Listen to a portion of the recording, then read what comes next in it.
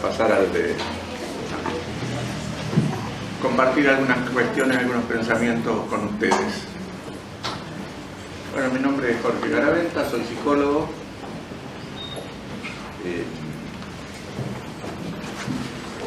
Y un poco me parece que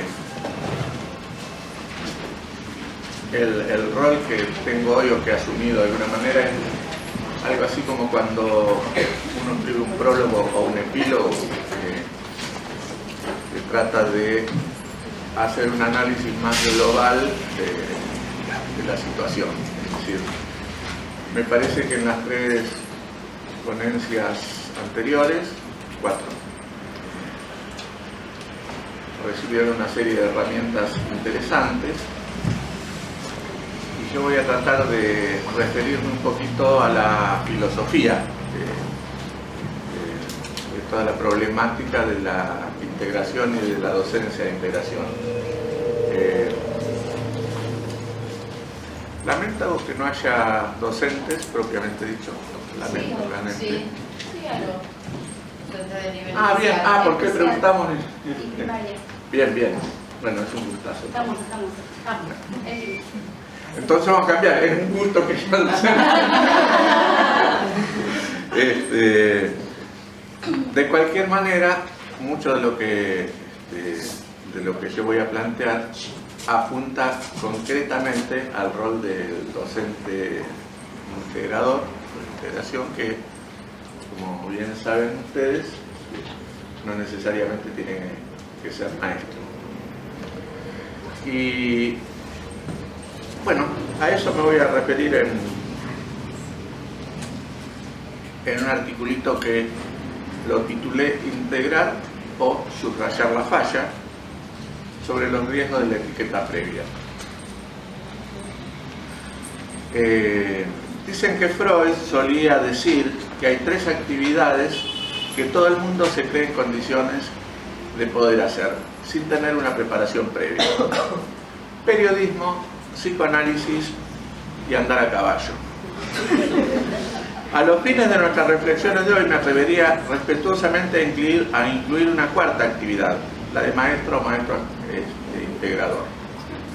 También dicen que con su sabiduría superlativa, Freud sostenía que de todos estos el único que se resiste es el caballo. Lejos está este trabajo de desmerecer la tarea de la docencia de integración, tan vecino muchas veces a lo sacrificial, sino más bien señalar que estamos ante una de las funciones más complejas y necesarias de la docencia, pero también probablemente las más descuidadas. Las dificultades de su ejercicio ponen en jaque la falta de formación específica por un lado y el reino de lo artesanal por el otro. Y lo artesanal puede llegar a ser la más adecuada de las respuestas ante lo imprevisto o lo ineficaz cuando hay un sustento sólido, teórico-práctico, que lo respalde. Pero se puede tornar improvisación en acto cuando solo se trate de ensayo o error que enmascare la carencia de formación. Formación que habilite también a tener en claro los más o los menos que porta el diagnóstico de quien reclama un lazo para integrarse. Estamos ante los riesgos de la etiqueta previa, la duda de si integramos o subrayamos la falla, y el interrogante de si cuando integramos incluimos. Porque ¿es posible integrar en una sociedad que excluye lo fallado? Aclaro por si acaso que cuando hablo de falla y de los fallados, pues lo van a ver los que tienen el CD. Está entre comillas, está dicho de una manera particular. Imposible dejar de lado la cuestión de que esta temática se relaciona directamente con otras muy en boga y que no necesariamente responden a concepciones educativas o de salud mental, sino a cuestiones de mercado por un lado y a creencias y prejuicios por el otro. Hago un paréntesis para decir, van a encontrar algunas cosas que han sido planteadas por los otros panelistas, hay algunos lineamientos similares. Bueno, esto tiene que ver con el recorrido y la construcción de pensamientos colectivos. Digamos, el pensamiento colectivo tiene esta cuestión maravillosa de que puede llegar a plantearse temas similares, porque se está trabajando más o menos en la misma concepción, sin tener tal vez una comunicación directa. Siempre decimos que el ejemplo más claro de que el pensamiento es colectivo está en la concepción de la palabra género, que surge en Estados Unidos, en dos zonas distantes, formulado por dos autoras distintas. No había internet en esa época, o sea, no había ningún tipo de comunicación entre ellas, y ambas, más o menos en simultáneo, desarrollaron el concepto de género desde el feminismo, concepto que tan importante ha sido y que yo creo que hay que seguir revalorizándolo. Me voy un cachito del tema, pero a veces se dice que hoy se habla de violencia de género para tratar de tapar que en realidad hay violencia hacia las mujeres. Y en realidad no es así, porque el concepto de género es uno de los conceptos más genuinos que surgen del seno del feminismo. Así que esto es importante tenerlo en cuenta para no repetir por ahí concepciones absolutamente erróneas. Bueno, lo cierto, para seguir con esto, es que se nos presenta el reinado de la patologización, cuya expresión más acabada es la última versión del DSM, que establece como conductas enfermas y por ende medicables lo que suelen ser comportamientos normales o esperables en determinadas etapas de la evolución psicosocial, o expresiones de las inevitables crisis vitales que marcan momentos nodales en el desarrollo humano. Vamos a aclarar de qué se trata el libro al cual hacemos referencia, más allá de que casi todos saben de qué se trata. Hablamos del Manual de Diagnóstico y Estadística de los Trastornos Mentales que publica la Asociación Americana de Psiquiatría y que en su quinta versión se ha popularizado como el DSM-5. Tal vez se estén preguntando, ¿y a qué viene esto? ¿Qué y cuánto nos importa un manual de disturbios mentales editado por un grupo de psiquiatras estadounidenses? Cosas que pasan son estas cuando se renuncia a la salud mental soberana y se adoptan métodos importados y encima se establecen hegemónicos. El DSM-5 se ha impuesto y en general obligatorio como herramienta de diagnóstico y comunicación interprofesional en espacios de salud mental, en las tramitaciones judiciales y en las instituciones educativas. Es muy difícil saber cómo se ha llegado a esto, pero sin duda parte de la colonización es la transmisión de una ilusión de poder, ya que los diagnósticos y las comunicaciones se centran en un código que solo manejan los expertos, que además son quienes tienen el manual, que dicho sea de paso es bastante caro. El criterio con el que se maneja y por lo tanto el que se aplica en nuestra región no es científico, sino que responde a variables económico-farmacológicas. Los diagnósticos son por aproximación a partir de la presencia de algunos criterios. No es una cuestión dinámica, sino que responde a etiquetas que se establecen de una vez y para siempre, y sin ningún tipo de inocencia se producen subjetividades farmacológicamente disciplinantes. Algo de esto ya planteó y amplió, me parece, Ángeles en su exposición de recién. La versión del DSM-5 ha producido fuertes rechazos de muchos grupos abocados a la atención de la salud mental, ya que en el extremo del control ha patologizado gran parte de la vida cotidiana, además de tener una modalidad caprichosa.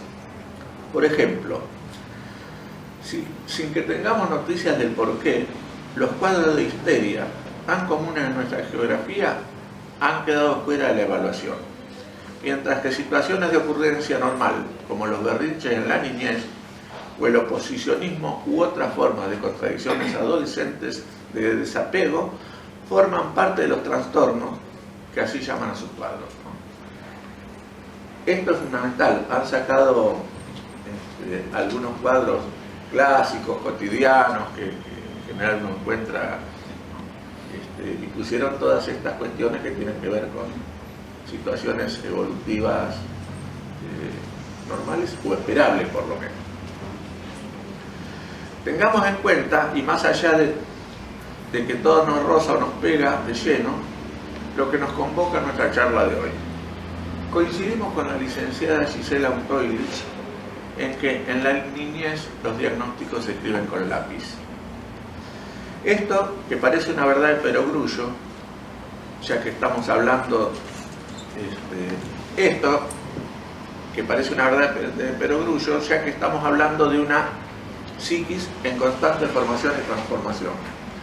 No parece estar tan claro en otros momentos, y sobre todo en los momentos de la intervención. Aclaro esta frase porque la ley medio confusa. Gisela lo que plantea es, en la niñez, la psiquis está en constante formación. Esto, digamos, más o menos quienes trabajamos en las temáticas lo tenemos bastante en claro.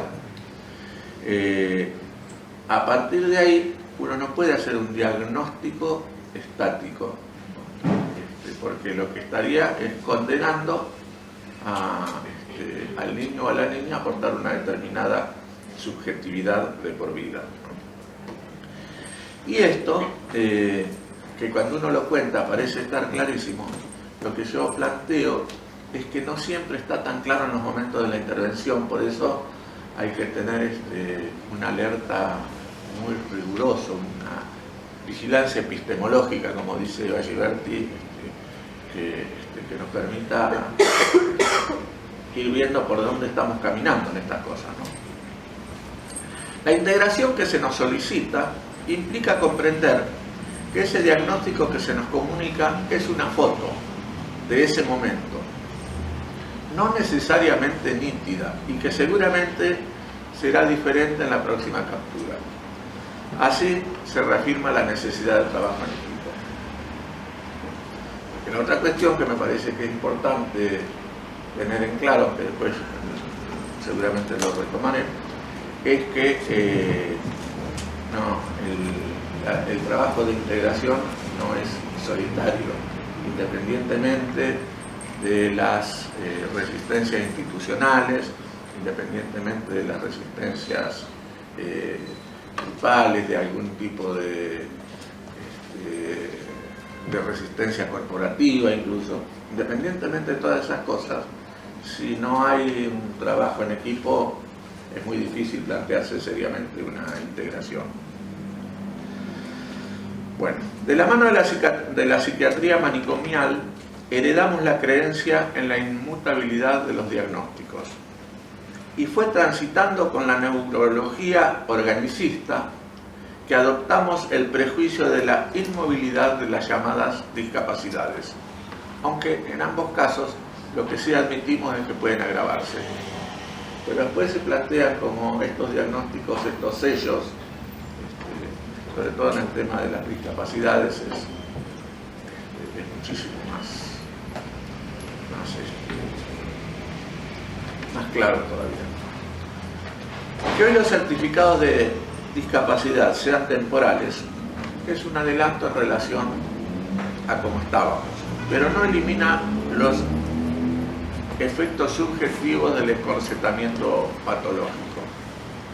No debería ser un requisito una certificación invalidante para recibir un subsidio que el Estado o las obras sociales deberían otorgar sin poner en riesgo el futuro de la salud mental de un niño, que es casi lo contrario de lo que se pregona. Pero lo cierto es así, que para que alguien logre que el Estado le provea un docente integrador, que la obra social se haga cargo, lo que fuera, conseguir algún tipo de subsidio por determinado cuadro psicopatológico o neurológico o psiconeurológico, lo cierto es que para todo eso se necesita una certificación que en definitiva es invalidante. Por eso, para no agravar la falla, es fundamental entender pero desde las tripas y desde la comprensión más lúcida, que estamos acompañando a un niño o a una niña y no a un diagnóstico. Y que una de las tareas esenciales es la de descubrir no solamente las dificultades en el acceso propio al aprendizaje, sino cuáles son las características facilitadoras en ese sujeto en particular. Esto lo subrayo porque se hace, pero no siempre se dice, ¿no? Es decir, pareciera como que estamos buscando siempre dónde tiene la dificultad. Y en realidad la tarea más esencial y más creativa es buscar en este niño o en esta niña cuáles son las vías facilitadoras que él mismo tiene. Cuando nos encontramos con cada integración, se terminan las palabras, las experiencias y las teorías. Aunque, vaya paradoja, es fundamental que todo esto esté en la base de nuestras intervenciones para tomarlas idóneas. Entonces, de lo que hablamos es de que nuestro bagaje nos permitió llegar hasta allí. Pero una vez en ese espacio comienza el reino de la singularidad. Singularidad que refiere al respeto estricto de la subjetividad de aquel o de aquella a quien vamos a acompañar en el tramo de su formación. Si no logramos poner entre paréntesis nuestro recorrido, corremos el riesgo de perder de vista a quienes tenemos enfrente, ya que estaríamos respondiendo a nuestros preconceptos, y es necesario saber que estamos ante lo novedoso y dejarnos sorprender por ello. Si llegamos hasta allí con una buena formación, el resto se irá acomodando por añadidura. Esto es bastante fundamental. Es difícil al principio, pero es esencial esta cuestión de que todo lo que aprendimos, lo aprendimos, pero en el momento que estamos con ese sujeto, estamos con ese sujeto en particular, a quien desde nuestra mirada debemos otorgarle la libertad de que desarrolle su propia subjetividad, sus propios mecanismos, sus propias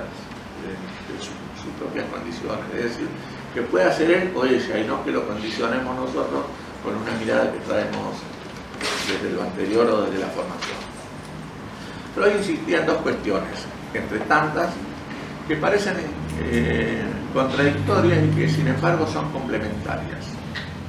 En primer lugar, que en las intervenciones clínicas, salvando las distancias, había que olvidarse de la teoría para poder internarse en el entramado del paciente. De hecho, aconsejaba hacer el análisis final de la historia del paciente cuando éste ya no estuviera. Seguramente no era tan así, ya que es necesario ir repensando lo que va ocurriendo. Pero es fundamental tomar el modelo que propone y que ensambla perfectamente con la actividad que hoy nos convoca. Vamos a diferenciar lo que es la tarea clínica y lo que es el ejercicio de psicoanálisis, ¿no? Pero uno de los fundamentos por los que Freud no anotaba era porque no quería condicionar la escucha, anotaba solamente datos básicos. Era otra época, otra sociedad, con el bombardeo que tenemos hoy, no sé cómo lo sería si después de atender 10 pacientes en un día o hacer todas las tareas que hacemos durante un día a la noche, queremos ponernos a escribir caso por caso sin haber anotado nada. Es bastante difícil porque son otras cuestiones. Pero me parece que el corazón, la esencia de lo que él plantea, es importante tomarlo. La otra apreciación freudiana es una comparación con el trabajo de un químico de un laboratorio. Decía que si tomamos un microscopio y miramos, no vamos a ver nada, apenas formas difusas y sin sentido. Es necesario, decía Freud, saber lo que tenemos que ver. Y redundando, no aludía a la premisa previa, sino a saber qué se puede encontrar. Puede ser que nos encontremos con el bacilo de Koch, decía él, pero no necesariamente hay que ir a buscarlo. Y además, cuando lo encontremos, no certificar la tuberculosis si no sabemos si está activo o si está infectado. Que vuelve a hacer lo mismo, es decir, dejarse sorprender por lo que está apareciendo en ese momento. Y aquí terminan las comparaciones. Pero lo que no termina es la convicción que quiero transmitir, que convertirse en maestro o maestra integradora, e independientemente de las condiciones que pida la institución empleadora, no es un trabajo para el mientras tanto. No es un entretenimiento a la espera del escenario mayor, o no debería serlo por lo menos. No es bueno para quien se lo plantee que la integración sea la actividad que solventa la espera de que se consolide su espacio profesional personal. No es bueno para quien lo ejerce y es nocivo para quien recibe esa intervención. Ejercer esta especialidad, aunque no esté definida como tal, implica que, primero que nada, vocación sólida y luego formación integral y pasión por la interdisciplina. Hablamos de conocimientos profundos en educación y elementos de psicoanálisis, psicología y psicopatología y neurología que permitan un diálogo con el profesional pertinente. La integración se trabaja en equipo porque ninguna disciplina posee el saber pleno como para resolver el desafío. Un docente integrador es también un cuidador, un facilitador de herramientas para aquellos que tienen dificultado su acceso o su utilización. La tarea de cuidar al otro difícilmente sea sin consecuencias. En principio por un ejercicio sobreexpuesto o inadecuado, pero en otros momentos porque la tarea en sí es especialmente absorbente. La licenciada Vita Escardó acaba de publicar un libro, el primero del que al menos hasta hoy tengamos conocimiento, que abarca integralmente la materia. Me refiero al síndrome de Burnout, creo, más o menos. Cuidado de cuidadores. Cuando se desconoce esta afección, se suelen tomar decisiones apresuradas y drásticas, generalmente erróneas, habida cuenta de que sin tener conciencia de los orígenes, es muy difícil de sobrellevar. Un síndrome, ya dijo la definición antes, es un conjunto de signos y síntomas que requieren atención prioritaria, y el síndrome de Burnout la requiere especialmente la atención prioritaria y específica. Señalemos entonces como advertencia, no como regla, que difícilmente en una escuela un caso de burnout sea un caso aislado. A la impronta personal que facilita la afección suelen sumarse características institucionales.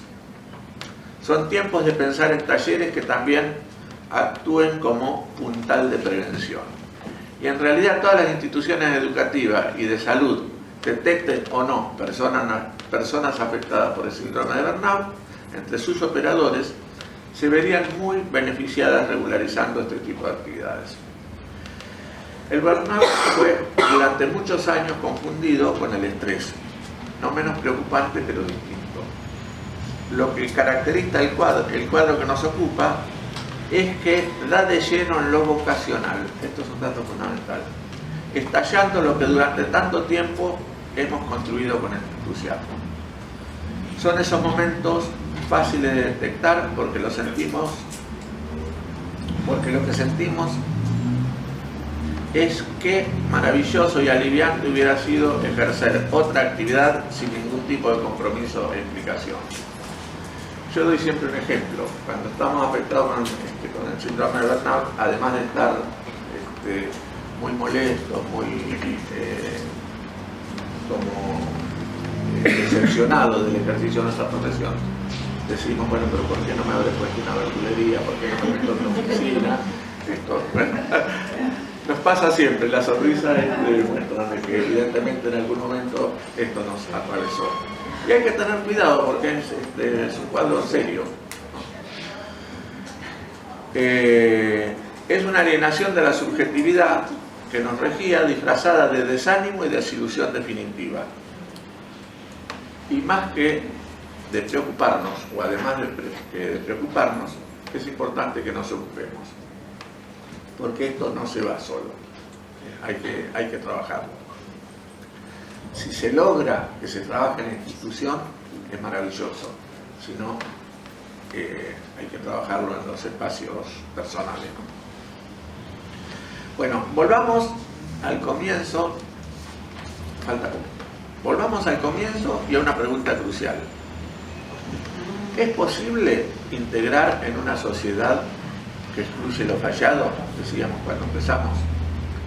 En principio, lo único fallado que advertimos es la presencia en lo social de un pensamiento no necesariamente minoritario ni sensorial que discrimina y excluye lo diferente, lo sintomático, lo problemático. Una sociedad, en definitiva, que se deslinda, se desentiende, se presume inocente de sus propios productos. Claro que hay que trabajar en la integración, ¿qué duda cabe de eso? Que problematicemos la definición, que la redefinamos, no implica renunciar a la imprescindible presencia del maestro o de la maestra integradora. Que trabajemos con integración en la niñez es el paso imprescindible para garantizar la inclusión en el futuro. Con nuestro trabajo se está integrando a un niño, a una niña, desde los primeros estamentos de la educación, pero fundamentalmente se van desarticulando los mecanismos sociales de exclusión, discriminación y prejuicio. Muchas son las ocasiones en que con asombro y satisfacción recibimos de los adultos la alegre noticia de que sus hijos e hijas se han convertido en portadores de un pensamiento respetuoso de la diferencia. Que creo que queda claro entonces el mensaje fundamental que quería transmitir. La tarea de los docentes que trabajan en integración es trascendente en lo individual y en lo institucional escolar, pero fundamentalmente en lo social, ya que es capaz de vehiculizar un pensamiento transformador. No es necesario jerarquizar el rol, sino ejercerlo en su jerarquía y con jerarquía. Gracias.